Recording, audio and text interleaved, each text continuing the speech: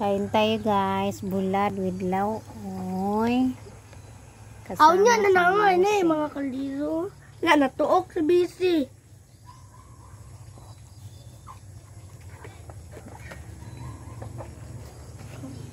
May kasama pang kape at saka biskuit. Tanaw pa. Ayan guys. Nilinisan na namin ang aming aquarium.